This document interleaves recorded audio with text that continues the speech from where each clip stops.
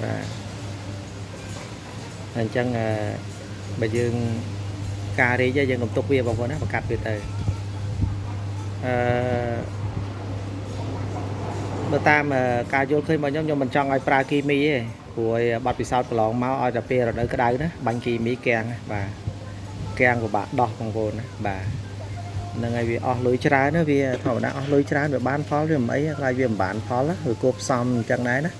bà chủ ca đó ca chập của muốn kimi tại vì miền Pành Há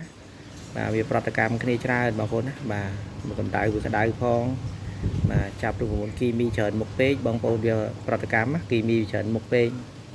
chẳng cả dương chặt sao cho lơ rục chiết cao ca sẽ đây riêng bảo vệ tới vì ai trai pro mà miền Pành Há keng ngay cho tới kimi là nhóm nhóm ở đi mình nói pra đấy kimi bằng vốn bà của miền miền Pành Há trái nó chập ngày tiếng to tới bà miền Pành Há trái phía trên với thời keng bằng vốn nó keng cà chiều sẽ cứประកាត់ក្តាប់នឹងដល់បាទកៀងការប្រកាត់ក្តាប់នឹងតែម្ដងគឺបញ្ចេញត្រួយបញ្ចេញអីអត់បញ្ហាទេប៉ុន្តែរឿងប្រកាត់ក្តាប់បញ្ហាធំបាទហើយស្វាយបើកាលណាអត់មានក្តាប់គ្រាប់ស្វាយហើយបងប្អូនមានស្វាយណាលក់អញ្ចឹងឆ្នាំទៅកៀងអញ្ចឹងតាបាទហើយជើងក្រោមខ្ញុំនៅតែអនុវត្តដដែលបងប្អូនណាឲ្យបងប្អូនយើងស្រោចដដែលបាទបាញ់ជើងក្រោមបាញ់គល់ជុំពេញរឹសវាហ្នឹងបាទហើយបាញ់ស្លឹកបាញ់ដដែលបាញ់លើស្លឹកដងស្លឹកព្រមដងដើមវាបាទបាញ់មកជោគបងប្អូនណាចាប់ផ្សែងបាទខ្ញុំនៅរវល់ប្រហែលថ្ងៃខ្ញុំមិនសូវបានទៅណាដោយសារខ្ញុំចេញWi-Fi ណា3សប្តាហ៍ទៀតសម្រាប់ខែក្តៅហ្នឹងបាទហើយ Wi-Fi ហ្នឹងប្រើសម្រាប់2027ទៀតបងប្អូនណាបាទចូល2027ទៀត Wi-Fi បាទ version ទី version ចំនួនទី5ណាបាទចំនួនទី5អញ្ចឹងមានបញ្ហាបងប្អូនមានបញ្ហាបងប្អូនតាក់ទងបដាមកណាបាទបើសិនជាសម្គាល់មើលចងមើលបងប្អូនណាយើងប្រើថ្នាំអីក៏ដោយយើងចងមើលសម្គាល់5ថ្ងៃទៅមួយអាទិត្យទៅកាលណាអត់មានប្រែប្រួលអីឬក៏ផ្កាយើងសម្គាល់មើលនឹងវាចូលមួយខែហើយវាអត់មានប្រកាសអីមករខ្ញុំមកហើយដែរបងប្អូនណាបាទតាក់ទងគ្នាហើយទៅឬក៏20ថ្ងៃជាងហើយផ្កាហ្នឹងវាអត់មានប្រកាសកូនគ្រាប់សោះវានៅតែរីចង់រយទៅវិញហើយបងប្អូនតាក់ទងមកវាកៀងអាហ្នឹងហើយវាខូចណាបាទវាកៀងហើយវាវាយបហាទី1អាកាសធាតុផងទី2សត្វល្អិតផងទី3មកយើងប្រើថ្នាំគីមីហ្នឹងវាកៀងបាទបាញ់ទៅវាកៀងបាទហើយធម្មតាវាមាន3-4ដំណាក់កាលហ្នឹងបាទជួនកាលហ្នឹងវាកៀងជើងក្រោមក៏មានដែរកៀងឬខាងក្រោមបាទបងប្អូនលេងខាងលើច្រើនពេកចឹងទៅសិតគីមីហើយខាងក្រោមវាចាប់ដើមធម្មតាវាខ្សោយណាដល់យើងខំទាញវាខ្លាំងពេកទៅវាមានបញ្ហាអញ្ចឹងបើកៀងខាងក្រោមហ្នឹងបាទឬខាងក្រោមហ្នឹងឬគល់ខាងក្រោមហ្នឹងបងប្អូនអាចយកជំនួយឬខ្ញុំយកទៅបាញ់បានខាងលើក៏ដោយខាងក្រោមក៏ដោយក៏មានបាញ់ទាំងអស់បងប្អូនណាសម្រាប់រុក្ខជាតិស្វាយចន្ទីបញ្ចេញក្តាប់ក៏អញ្ចឹងដែរមានបងប្អូនណាបាទអញ្ចឹងថ្នាំខ្ញុំអាចលាយជាមួយនឹងថ្នាំតកៅថ្នាំសត្វល្អិតថ្នាំអីបានបងប្អូនណាបាទលាយបានអត់អីទេ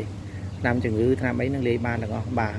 លាយកោគ្នាអសពឲ្យបាន5នាទី10នាទីហើយបងប្អូនចាំបាញ់ចាប់ផ្សែងអញ្ចឹងណាបាទហ្នឹងហើយបាញ់តែក្នុងកំឡុងពេលថ្ងៃទី1ដល់ថ្ងៃទី20វាមកហើយបាទក្របស្វាយបាទវាក្តាប់មកហើយបាទហើយយើងសម្គាល់មើលទៅមួយអាទិត្យយើងចងខ្សែមើលសម្គាល់មើលកន្លែងណាក៏ដោយចងខ្សែមើលណាមិនថាត្រួយឬក៏ផ្កាកពុំឬក៏ផ្ការីកឬក៏ក្តាប់ទេបាទការលូតលាស់របស់វាណាបាទអានឹងបងប្អូនចងចំណាំមើលខ្ញុំឲ្យតាមដានអញ្ចឹងទាំងអស់បើយើងមិនតាមដានអញ្ចឹងយើងមិនអាចវាស់វែងលទ្ធផលយើងបានទេយើងត្រូវការគុណភាពបងប្អូនណាបាទយើងអត់បាញ់ចោលឲ្យមួយខែឬក៏កន្លះខែអត់ដឹងអីហ្នឹងហើយខ្ញុំអត់ធ្វើអញ្ចឹងទេបាទយើងត្រូវការតាមដានវាត្រូវការសម្គាល់មើលវាចងខ្សែចំណាំរហូតបងប្អូនណាបាទតែកាលណាបងប្អូនអត់ធ្វើអញ្ចឹងទេគឺយើងអត់លូតលាស់ទៅមុខទេអញ្ចឹងណាបាទអញ្ចឹងហើយបានសហគមន៍ organic គឺយើងតម្រូវអញ្ចឹងបាទយើង performance យើង update version យើង update លទ្ធផលហ្នឹងហើយតាំងពីស្វាយដេញតែ1តោនទៅជា1តោនកន្លះឡើង1តោន8 1តោន8ឡើង2តោន2តោនឡើងទៅ2តោនកន្លះ2តោន8 2តោន3តោនអញ្ចឹងទៅបាទអាហ្នឹងក្នុងមហាត់ណាបាទហ្នឹងហើយគឺយើងថែទាំអញ្ចឹងហើយបើយើងគិតសរុបពីខ្ញុំជួយកសិករយើងមកដល់អាការកាំងស្វាយរហូតដល់មានបញ្ហានេះមកដល់ឥឡូវហ្នឹងបើថាបើផលិតគ្រាប់ស្វាយមិនតិចជាងចូល3ទៅ4000តោនទេបងប្អូនណាបាទ